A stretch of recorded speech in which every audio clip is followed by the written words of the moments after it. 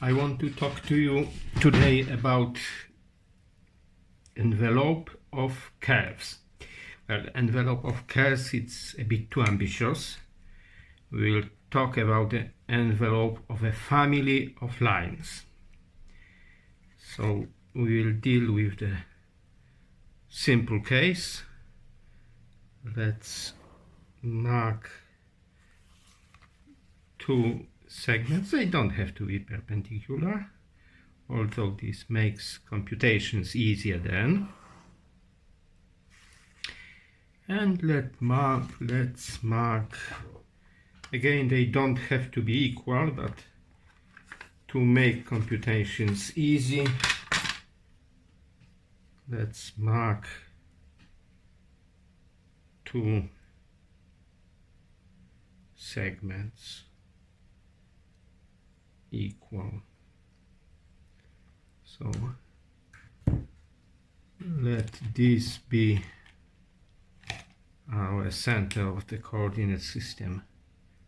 O 0 0. Let's this be our point B 0 1, and this our point A 1 0. And now let us, this is just a sketch. I will do it in GeoGebra then, but to do it properly you usually do such a sketch. So now what have we got here? We will do it without proper geometric constructions, just roughly. So if I wanted to divide it into 7 bits, it will be about 20 mil. Let's do it. 1, so that's 2, 4, 6, 8, 10, 12. That's roughly.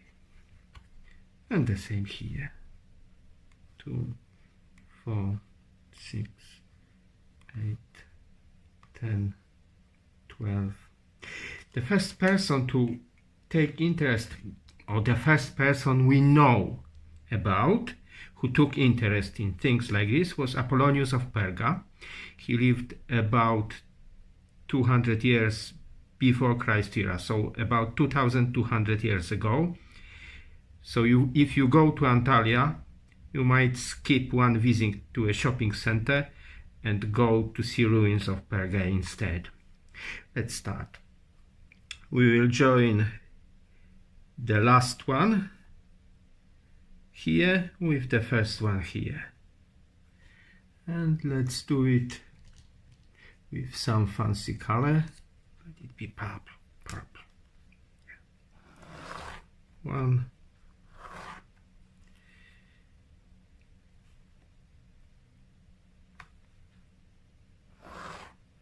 2,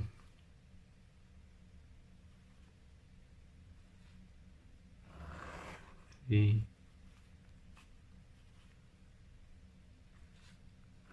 4,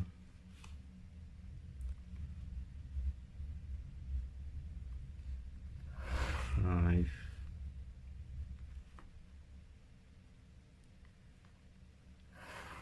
6, and surprise, 7.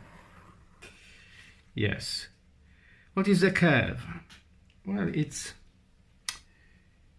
probably something like, let me think, something like this.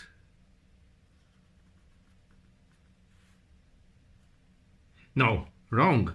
It will start here. You see, that's why it's always something like this.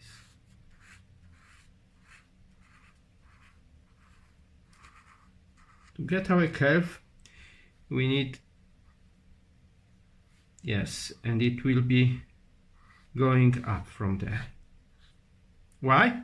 Because if we extended our lines here, we would have the next one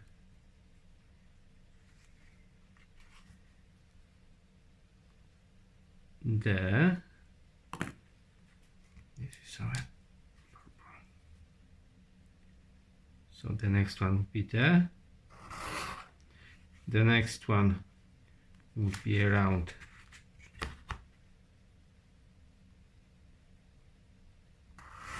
there, and the same on this side. It will start here and go through there, so it will be tangent somewhere. I made the drawing a bit badly because the curve should be tangent somewhere to every of these lines. And if we have infinitely many, which we never will, we will get the curve as locus of the points of intersection. So now we will go to GeoGebra and do it nice.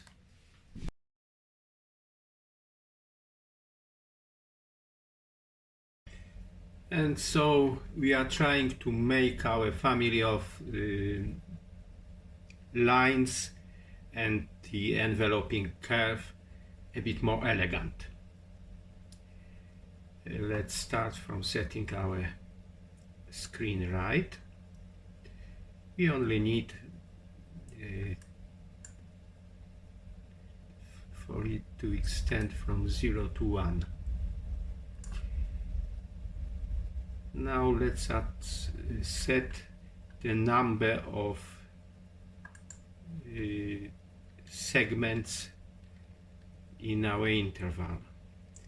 Let it be n equal 10. Whatever we put here we will manage, because this is not drawing by hand.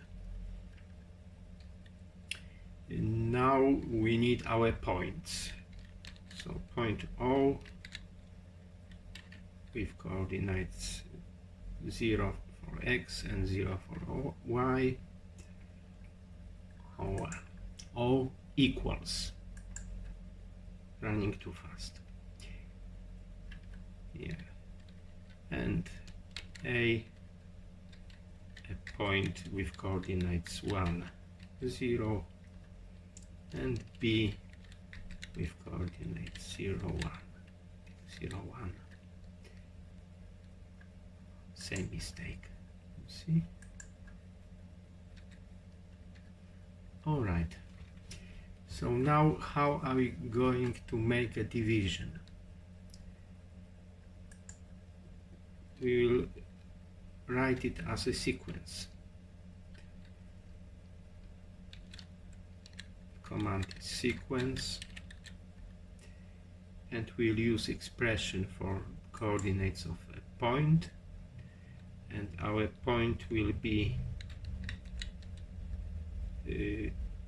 let's divide the OA first.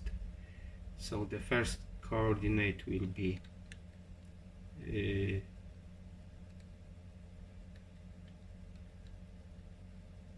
the vector.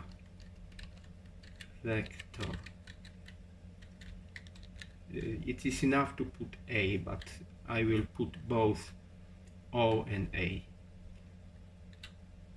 Vector from O to A divided into n small segments, and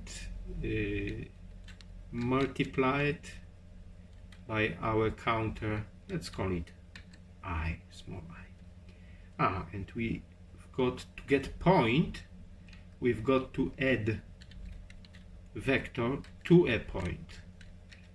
So it will be O plus a vector.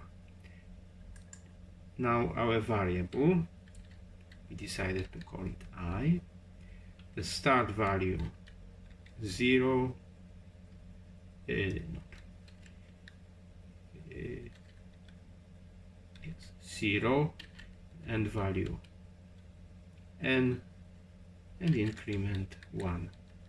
There we go.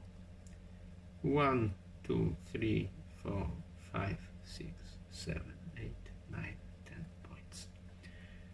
And to save ourselves effort, we'll just copy the content of the command bar. Now we will enter to create the list properly. Here it is. And we will enter the same command again, but now the vector will be OB. So this much done. Now the segments. We could actually create the list of these segments in one go, but it would be a bit messy, so I thought that for teaching purposes it will be better to create it in 3 steps. 2 sets of points and segments only then. So it's again a sequence, now a sequence of segments. So our expression will be segment,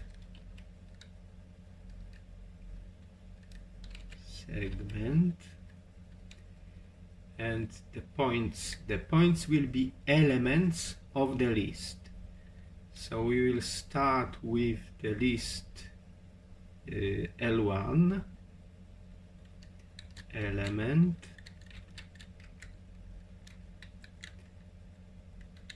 L1, and the number of this element will be I.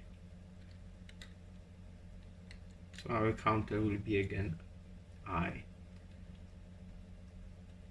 It's called reuse of variables. This is a new variable, although the name is the same.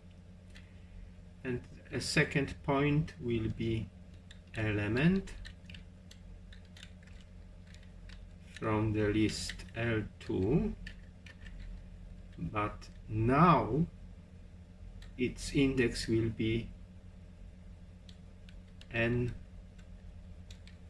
minus I. I've made a slight mistake here. This is because I am used to numbering of lists from 0 and GeoGebra numbers them from 1. So I've got to put here I plus 1 and here n plus 1 to get my indexing right. So variable is against I, and this one, yes, it will be because we added this one, so we will have again value 0 for start, n for the end, and increment 1. There we go. There we go. And now let's try and fit the curve. So what were we doing? Let's have a look again. We were taking element I and connecting it from element from the other end. So if we wanted a parametric curve, this will be something like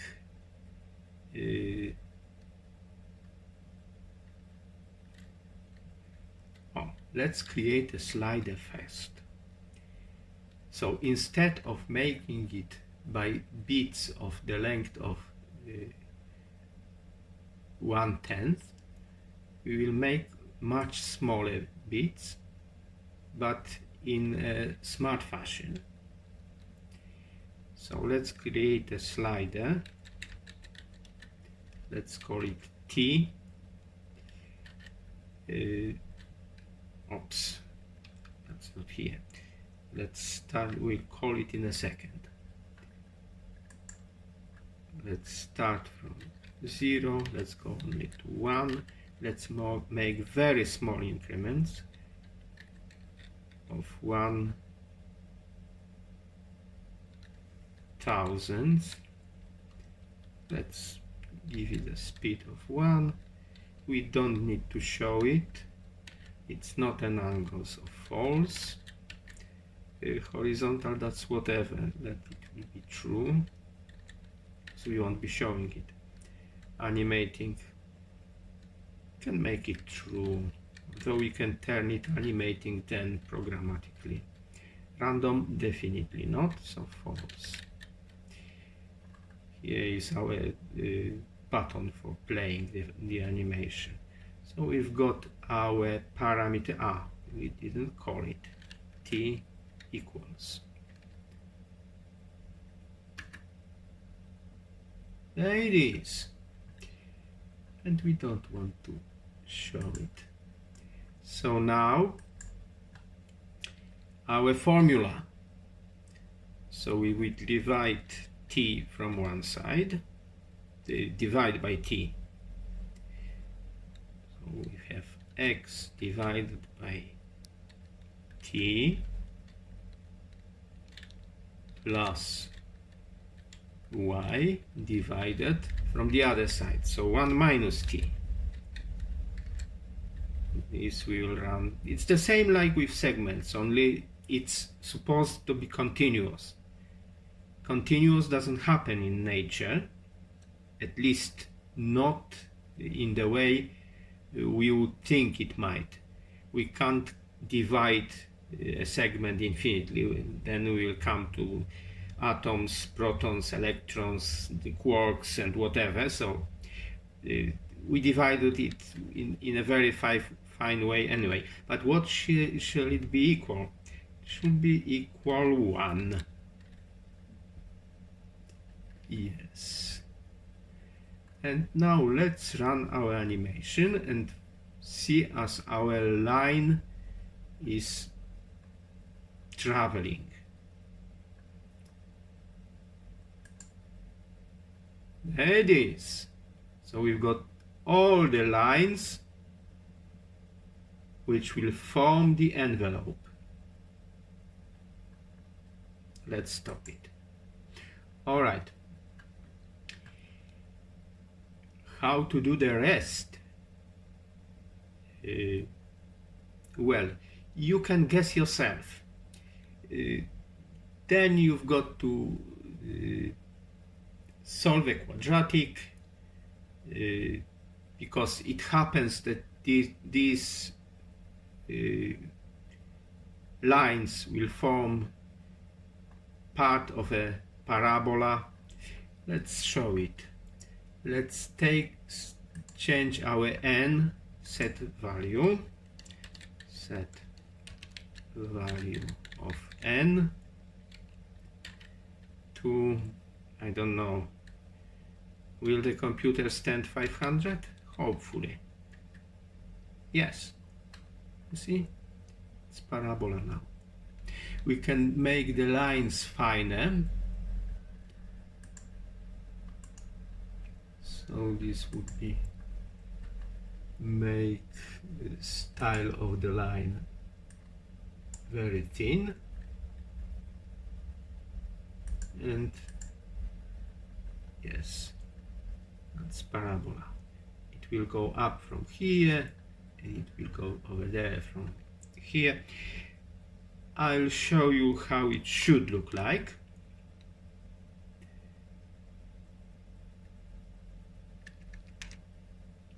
More or less like this. There are some bells and whistles here, so actually it's the same lines and envelope, only turned around. You can do it easily. You just make this segment, divide it into 10 bits and do the same trick with segments. or you can write a matrix of rotation and translation, so it will be 3 by 3 matrix if you want translation as well. And you can transform this one into those. So let's hide these bells and whistles. Now let us show the envelope.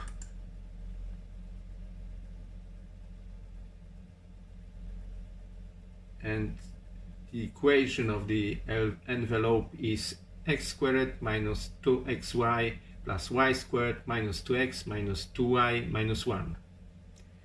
There is some calculus involved in it. And now let's show the animation in a nice way. So that's our lines, how they run. That's point of tangency. And if we decided to run this further, the point of tangency and the line will go over there. And if we decided to start earlier, it will go over there. So that's all for now. I might do another video where I will show how to manipulate to get these bells and whistles by transformation, and I will show the mathematics, the bits of calculus behind it. Thank you.